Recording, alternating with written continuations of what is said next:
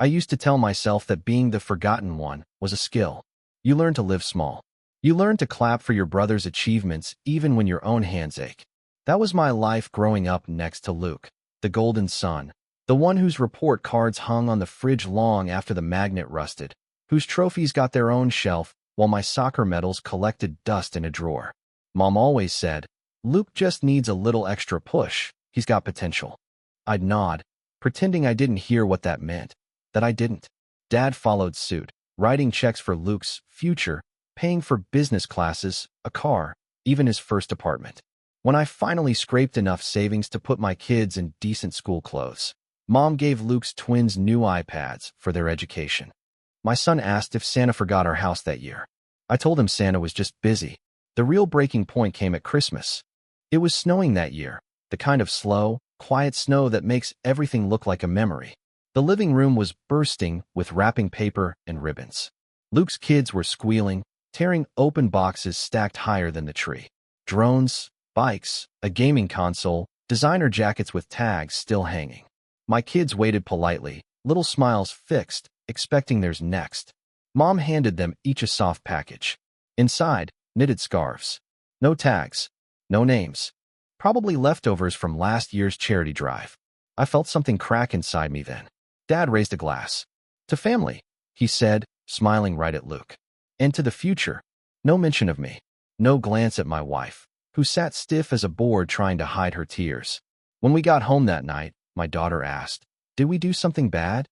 I wanted to tell her the truth, that love shouldn't have a scoreboard, but the word stuck.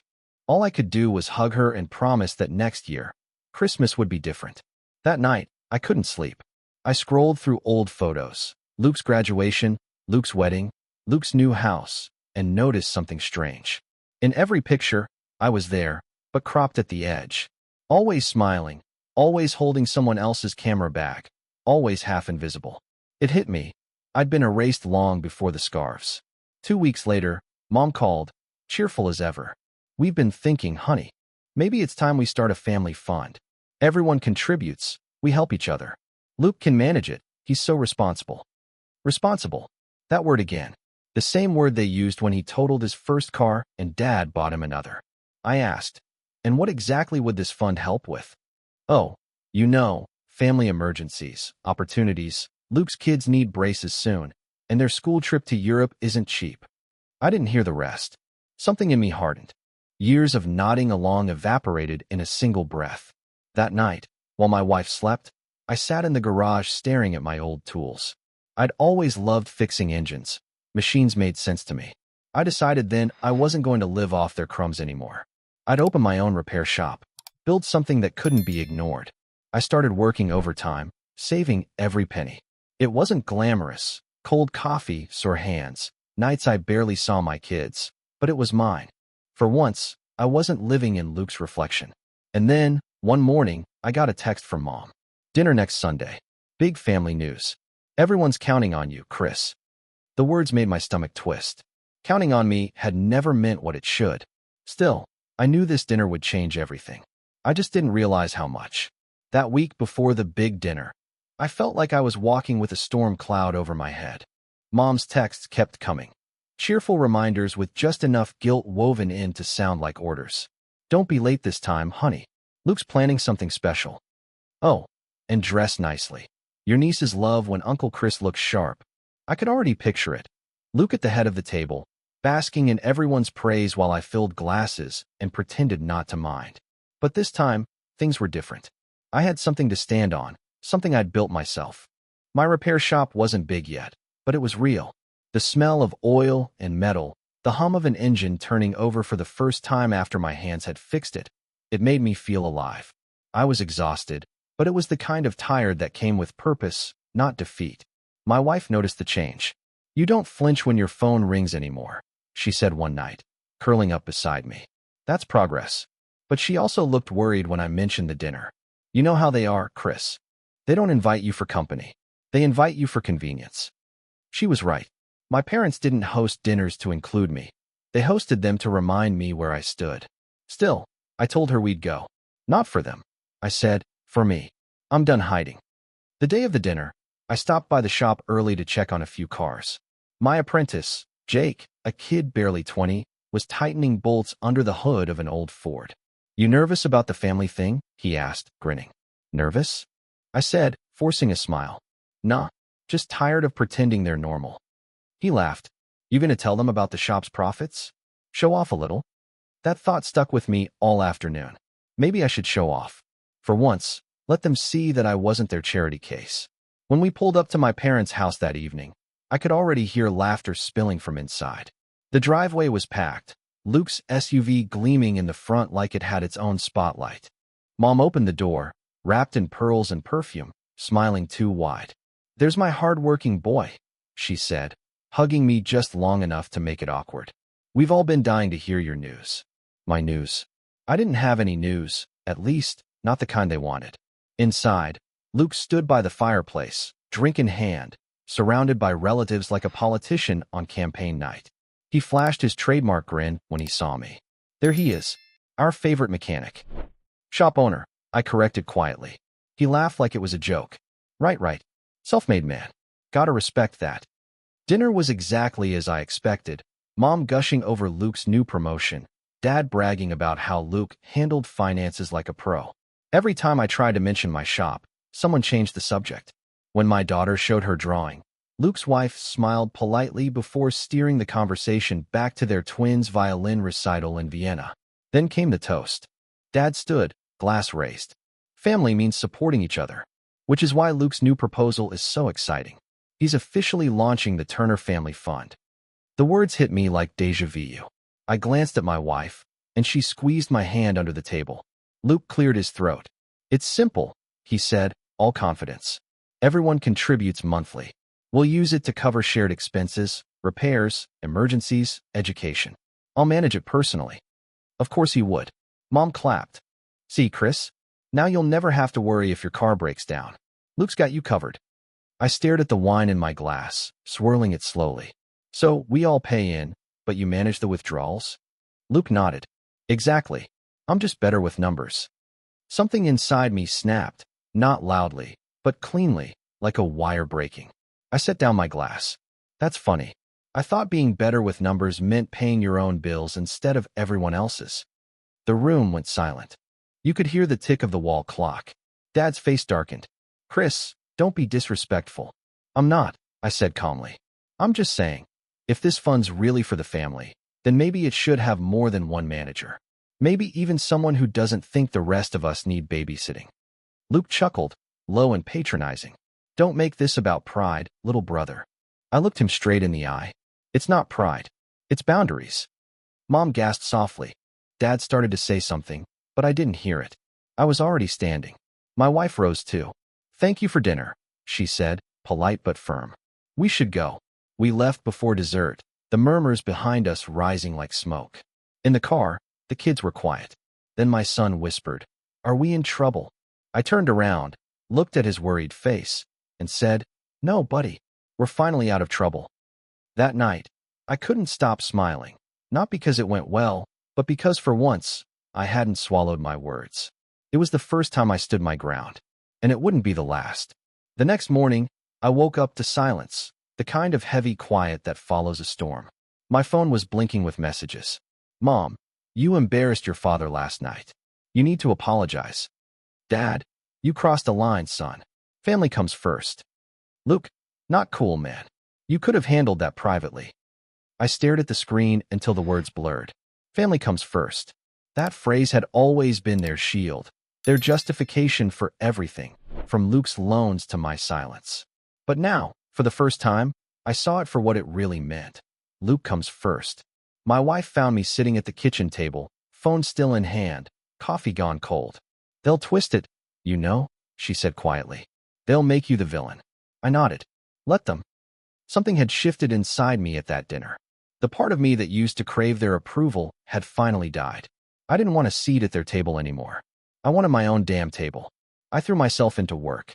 The shop became my sanctuary. Grease, tools, and the hum of engines replaced family chatter. By the end of the week, I had more customers than I could handle. Word spread fast. Honest prices, quality work, no shortcuts.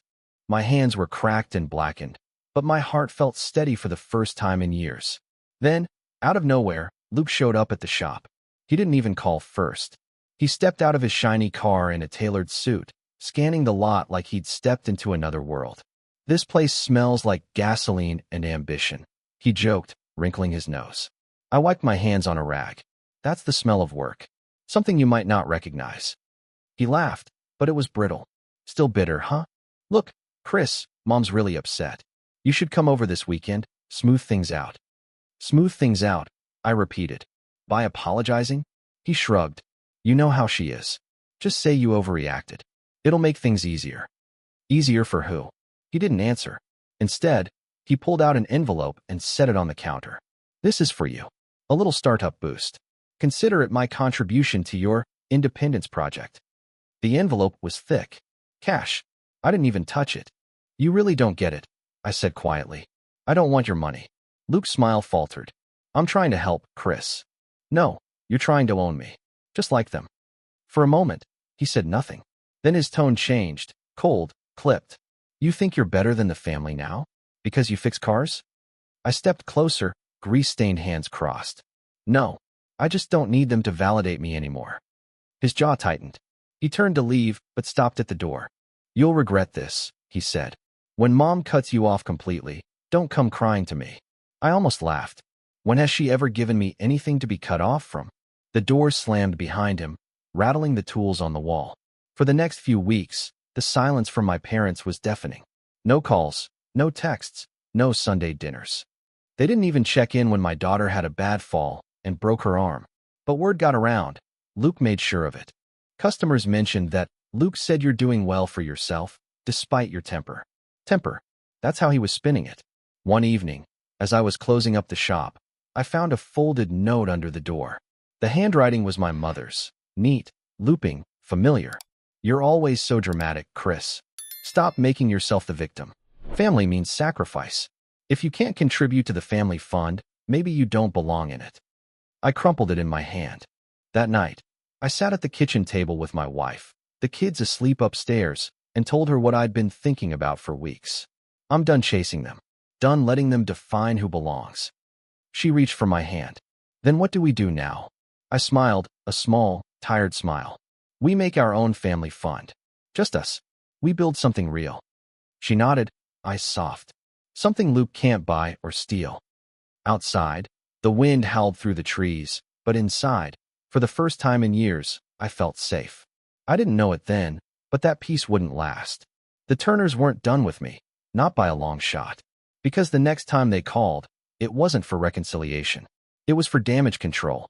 It started, as most things did with my family, with false sweetness. After nearly a month of silence, Mom called out of the blue. Her voice was soft, sugary, the kind of tone she used when she wanted something.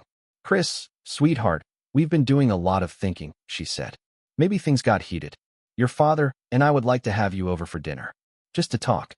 I almost laughed. Just to talk. That phrase had been the opening line to every guilt trip of my childhood. Still, something in me, the old, hopeful part, wanted to believe maybe they were finally ready to listen. My wife didn't buy it. "It's a setup," she warned, folding laundry with that quiet intensity she had when she was right. "They're not inviting you to talk. They're inviting you to surrender." "Maybe," I said, tying my work boots. "But if they think I'm the same pushover they raised, they're in for a surprise." When we arrived at my parents' house that Sunday, the driveway looked like a car dealership. Luke's SUV front and center, Mom's Lexus glinting in the sun. The door opened before we even knocked. Luke greeted us with a grin that didn't reach his eyes. "Glad you could make it," he said, all teeth. Inside, the house looked staged. Candles lit, soft piano music playing, the good china on the table, the kind of performance my mother put on when she wanted to appear like everything was perfect. Dinner started out tame. Too tame. Compliments about my kids, small talk about the weather, even a half-hearted, "Your shop looks nice from the pictures." I knew something was coming. It dropped when Dad cleared his throat halfway through dessert. "Your mother and I have been reviewing some family finances," he began, avoiding my eyes.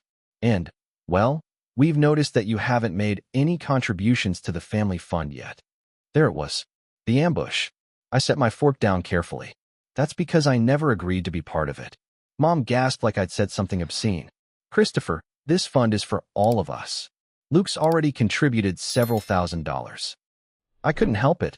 I laughed. Of course he did. With whose money, though? Yours or his? Luke's smirk faltered. You're being paranoid, man. We're just trying to help everyone thrive. Thrive? I said. You mean keep me on a leash? Dad slammed his hand on the table. Enough. You always twist things into an attack. This isn't about control, it's about unity. My wife's voice cut through the tension, calm but firm. Then why is Luke the only one controlling the bank account? Silence. Dad's face turned red. Mom looked like she'd just swallowed vinegar. Luke tried to laugh it off, but his eyes darted between us like a cornered animal. I reached into my pocket and pulled out my phone. You know what's funny? I actually looked into this little fund of yours. The account number you gave me? It's in Luke's name only. And guess what? It's already being used for payments. Mom blinked. Payments? I scrolled and held the screen up so everyone could see. Car repairs, private school fees, a vacation deposit. All charged to the so-called family account. Luke's jaw tightened. You hacked into it. No, I said evenly. Your banker sent the wrong CC on an email chain. You might want to teach him how to use BCC next time. The color drained from his face. Mom stammered. There must be some misunderstanding. There's no misunderstanding. I cut in. You wanted my money to fund his lifestyle. You always have. You call it family loyalty, but it's just favoritism with better branding. For a long moment, no one spoke. The piano music kept playing, soft and absurd in the silence. Finally, Dad muttered, You're making a scene. I stood up. No, I'm making a point. My wife rose beside me, chin high. And we're done being your charity case. We turned to leave, but as we reached the door, Luke's voice followed us, low and sharp. You're going to regret this, Chris. Don't burn bridges you can't rebuild. I looked back at him, steady. You can't burn what's already ash. We walked out into the night, the cold air hitting like freedom. In the car, my wife exhaled shakily. You think they'll leave it alone now? I started the engine, the headlights cutting through the dark. No, I said. They're not done. But neither am I. That night, I began collecting everything. Messages, emails, screenshots. Proof. I didn't know yet what I'd do with it, but I knew one thing. The next time they tried to humiliate me, I'd be ready. And that chance would come sooner than I ever expected. After that dinner, something in me shifted from hurt to focus. I'd spent my whole life trying to earn my family's approval, but now I was done trying to be loved. I wanted to be understood. And sometimes, the only way to make people understand is to show them everything they've tried to deny. So I started gathering proof. Every time my parents forgot my kids' birthdays but sent gifts to Luke's, I kept the messages. Every time Mom texted me to help Luke out with that loan, just until his bonus comes in, I screenshotted it. I even saved the receipts from Christmas, where the totals on Luke's presents could have covered my rent for half a year. It wasn't about revenge. It was about truth. My wife helped quietly, slipping into the background whenever I needed space. She'd say things like, save that voicemail, or take a photo of the calendar. She knew what I was doing wasn't petty, it was survival. But the more I collected, the clearer the pattern became. They didn't just favor Luke. They used me. I found emails from Dad to Luke where they discussed letting Chris take care of it whenever an errand or a bill needed handling. They joked about me like I was a handyman, not family. In one message, Dad wrote, Chris always caves. Guilt still works on him. We can count on that. That one hurt the most. Then came the kicker, a forwarded chain from Luke himself to my parents about the family fund. He'd written, if Chris ever stops contributing, just remind him how ungrateful he looks. He'll fold. He always does. Except this time, I didn't. The more I uncovered, the more my anger turned into something colder. Strategic. If they wanted to play emotional chess, fine, but I wasn't their pawn anymore. 2 weeks later, Mom called again. Her tone was different this time. Fake casual, rehearsed. Sweetheart, we're planning a big family dinner next month. Everyone will be there. Your father says we should make things right. I could hear Luke in the background saying something muffled, probably coaching her on what to say. Sure, I said. We'll be there. She sounded surprised. Oh, wonderful. I'm so glad you're letting bygones be bygones. I smiled to myself. Of course. Family means everything. When I hung up, my wife looked up from the couch. You're going? Yes, I said. But this time, I'm bringing something with me. Over the next few days, I organized everything: photos, recordings, texts, bank statements. I printed them, labeled them, even compiled a digital copy on a flash drive. It wasn't just a folder. It was a story, a timeline of neglect and manipulation, each page a confession they didn't realize they'd already made. Then came something unexpected. One evening, as I was closing the shop, an older customer, Mr. Harris, a retired mechanic I'd helped with his truck, stopped by. He leaned against the counter and said, "You look like a man carrying a heavy load." I laughed. "You have no idea." He smiled knowingly. "You can't fix people the way you fix engines, son, but you can show them what they've broken." It felt like fate, like the universe was telling me I wasn't crazy for wanting justice. The night before the dinner, I stayed up late at the kitchen table, spreading everything out. The evidence looked both heartbreaking and empowering. Years of proof that I hadn't been imagining at all. My wife came up behind me, resting her hands on my shoulders. "Are you sure you want to do this?" "Yes," I said. "They've built their story for years. Tomorrow, they'll hear mine." Outside, a storm was brewing. Wind howled against the windows, thunder rolling somewhere far off. It felt like the world itself was holding its breath. For once, I wasn't scared. I wasn't the overlooked son or the obedient brother. I was a man ready to be seen. The night of the dinner, the sky broke open. Rain hammered the windshield as we drove, the wipers struggling to keep up. My wife sat beside me, quiet, her hand resting on mine. In the back seat, our kids dozed off, oblivious to the storm outside, or the one waiting for us inside my parents' house. The flash drive in my pocket felt heavier than it should have.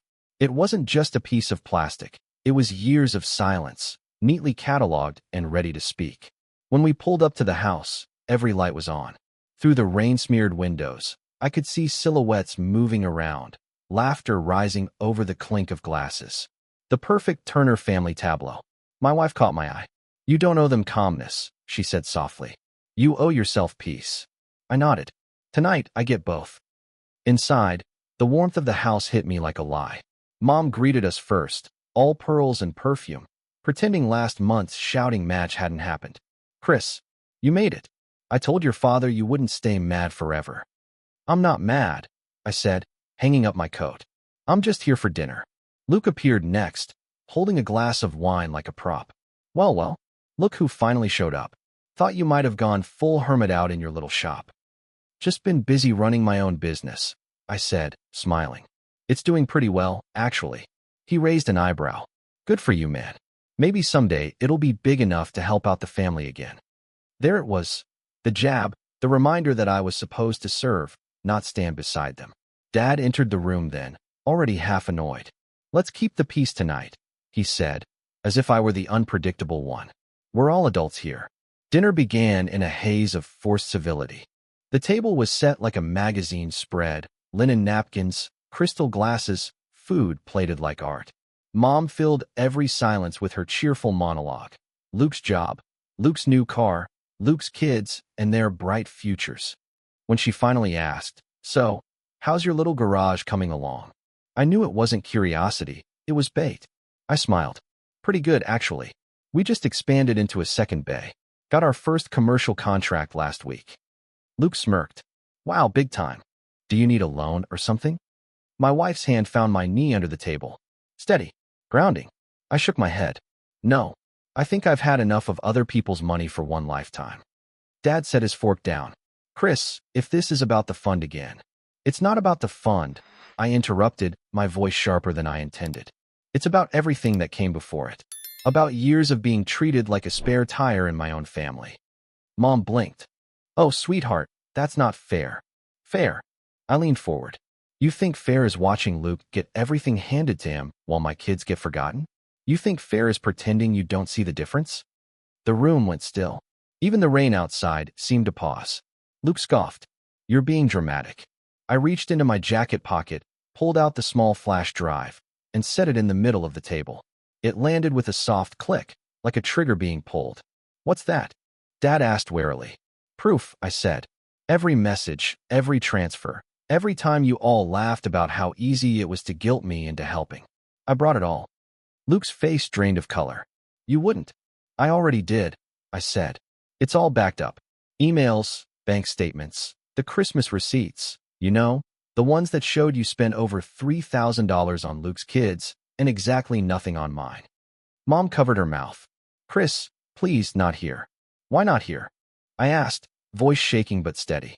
You've humiliated me and my family for years, always here. You made this table your stage. Now it's my turn. Dad stood, furious. Enough. This is blackmail. No, I said. This is the truth. I turned to Luke.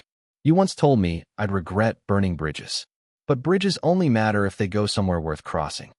He glared, jaw tight, but said nothing. I gathered my things, my wife already standing beside me. We're done letting you rewrite who we are. You can keep your fund, your favors, your fake apologies. But you don't get to keep us. As we walked out into the rain, Mom called after me, her voice cracking. Chris, don't do this. You'll tear the family apart. I looked back once, hand on the door. No, Mom. You already did. I'm just done pretending it isn't broken. The storm swallowed her words as we stepped into the night. And for the first time in my life, I didn't feel like I was walking away from my family. I felt like I was walking toward one. The drive home was quiet, except for the rain tapping against the windshield like it was trying to speak for us. My wife finally broke the silence. You did it, she said softly. You actually did it. I didn't do it to win, I murmured. I did it so they'd finally stop pretending. That night, I half expected the phone to explode with calls, but it didn't. Just one text, from Luke. You think you're a hero? You're just jealous. Always were. I didn't reply. For once, silence was enough. The next morning, though, everything changed. Mom showed up at my shop. No pearls, no perfume, just rain-damp hair and eyes that looked 20 years older. Chris, she said quietly, your father hasn't spoken since last night. I didn't realize how cruel we'd been. I didn't say anything. I just handed her a rag for the rain dripping from her coat. She hesitated at the doorway. We can't undo what we've done, but maybe we can start showing up for you and your kids. It wasn't forgiveness. Not yet, but it was the first honest sentence I'd ever heard from her. When she left, I stood there surrounded by the hum of engines and the smell of oil and rain, and for the first time, the silence didn't feel empty. It felt earned. A week passed before I saw them again. Mom called first, hesitant, like she was learning a new language. We're having everyone over for dinner, she said. No speeches, no funds, just family. Will you come? I hesitated, then said yes. Not because I trusted them, but because my kids deserved to see that healing was possible, even if it came slow. When we arrived, the house felt different, smaller somehow. The table wasn't perfect this time. Paper plates, mismatched glasses, laughter that sounded unsure but real. Luke wasn't there, and no one mentioned him. Mom brought out pizza instead of her usual 3-course meal. Thought the kids might like this better, she said with a shaky smile. My daughter grinned, her mouth already full of cheese, and for the first time, Mom didn't correct her for eating messily. Halfway through dinner, Dad cleared his throat. My body tensed, ready for another speech, but his voice came out low. You were right, Chris. We didn't treat you fairly. I don't know if we can fix the past, but we'd like to start showing up now. I stared at him for a moment, searching for the performance, and didn't find it. He looked tired. Human. You can start, I said quietly, by remembering my kids' birthdays this year. He nodded. We already marked the calendar. Something in my chest loosened. Not forgiveness exactly, but space for it. When we left that night, Mom hugged me longer than she ever had. Next time, she whispered, you pick the restaurant. Driving home, my wife smiled. Do you think they mean it? I glanced in the rearview mirror at our kids, sticky and happy in the back seat. I think they're finally learning how. Outside, the sky was clear for once. No storms, just quiet stars over the road ahead. A month later, my parents visited the shop for the first time. I almost didn't recognize them standing there among the scent of oil and metal. Mom in jeans instead of pearls, Dad holding a thermos instead of a lecture. This is it, I said, wiping my hands on a rag. The place that made me believe I could stand on my own. Dad nodded slowly. You built this, he said, voice rough. Not luck, not help, just work. It wasn't an apology in words, but in tone, and that meant more than any speech he could have rehearsed. Mom walked around, running her fingers over the counter, the polished hood of a finished car. I didn't realize how much heart could live in a place like this, she said softly. You were always the one who made things run, Chris. We just never saw it. I smiled, a little sad, a little proud. You're seeing it now? That's enough. They didn't stay long, but when they left, Dad slipped a folded note into my hand. Inside was a simple line in his sharp handwriting. You don't need to be in Luke's shadow anymore. You never did. That evening, they came by the house for dinner. Not a grand feast, just takeout and laughter. My kids climbed all over them, showing drawings and toys, and for the first time, my parents listened. Really listened. At one point, my son asked, "Grandpa, are you going to come to my soccer game this time?" Dad met my eyes, then looked at him and said, "You can count on it, kiddo." I swear, I almost teared up right there. Later, after everyone left, my wife and I sat on the porch watching the sun fade. She leaned against me and said, "Feels different now." "It does," I said. "They're not perfect. They never will be. But maybe that's okay. Maybe this is what real family looks like. Messy, late, but trying." In the fading light, I thought about all the years I'd spent waiting for fairness when what I really needed was boundaries. Once I drew them, everything else began to fall into place. For the first time, peace didn't feel like surrender. It felt like home. That December, the air felt different. Softer somehow, less like a weight, more like a promise. The kids were buzzing for Christmas weeks in advance, but I'll admit, I was nervous. After everything, I didn't know what the holidays with my parents would look like now.